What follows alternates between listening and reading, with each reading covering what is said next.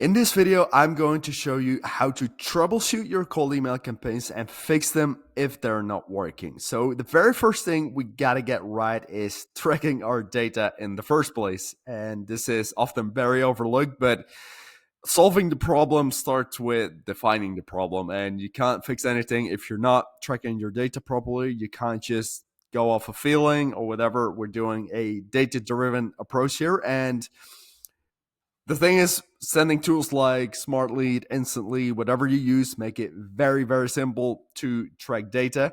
And we also want to make sure that we store all of our data in spreadsheets. This is very simple to automate using tools like May.com. So we can keep a track of how our campaigns are doing over time. So once we have that unlocked, once we have that habit of looking at our cold email metrics, tracking them, and seeing what's going on, let's take a look at what we need to look out for, and if something's wrong, how we can fix it. So the very first thing is the total email sent. So how many emails do we send out on a weekly basis? Now, these are some metrics I laid out here on a monthly basis. So this is just a typical number. Let's say 10,000 emails per month. Now, you can send 10,000 emails per month with infrastructure that's as cheap as a couple $100, really. I would say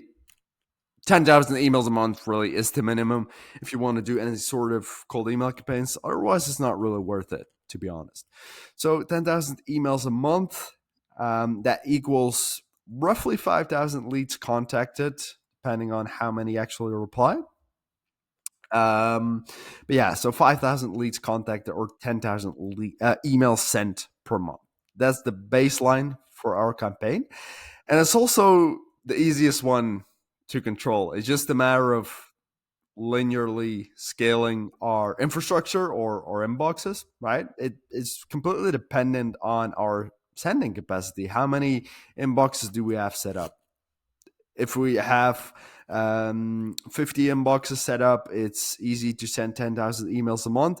If you want to send 20,000 emails a month, just put up 50 more. It's as simple as that. So that's where it starts. So of those 10,000 emails, 200 should reply, ideally. Very conservative number, 2% reply rate. Honestly, should be higher, ideally. So 2% should be the bare minimum. Ideally, we're talking about 5+% if you're doing really well, but 2% would be the bare minimum. Anything lower than that, honestly, you're probably going to spam, right?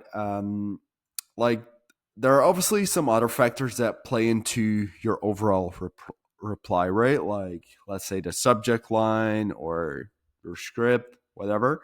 But the most important one is deliverability. Like, if your reply rate is not within KPI, it's probably a deliverability issue. Because let's be honest, if even if your offer or script doesn't really resonate with the leads you're reaching out to, they're still gonna reply anyway, right? Like, not interested, or not relevant. So anything under 2% is deliverability issues. So then we gotta zoom in, and could be I could make a 10-hour video talking about deliverability alone, what could be wrong there. But most likely it's your domain's been burned, you're on a blacklist, your copy has been flagged, it contains spam words, the leads are not validated well. There's just some off the top of my mind. It's a whole can of worms you can open up. But yeah, those are the most common ones that would be wrong in that case. The second KPI we need to hit is 1 in 5 of those replies should be positive, right? So out of the 10,000 emails, 40 replies should be positive. If it's below, that means our offer or our copy is probably not really resonating with the leads that are getting our copy. So if this is out of KPI, we could look at the lead list. We could look at the targeting, right? We could look at the offer, right? How the offer is resonating with the audience and how it's presented, right? If it's an email that's easy to read, if it's, if it's inviting to respond, or is it hard to read, right? So those are things that play into the positive reply rate. And then the final one is from positive reply to meeting booked. So if we got an interested lead, we should honestly be able to book one in every four. So that depends obviously on your follow up process. Are you calling your leads? Are you following up with them on LinkedIn, maybe on different platforms? Most importantly, are you following up quickly? You don't want to wait hours or even days to respond to your leads. Ideally, should be within the first 5 minutes, is what they say. But yeah, anywhere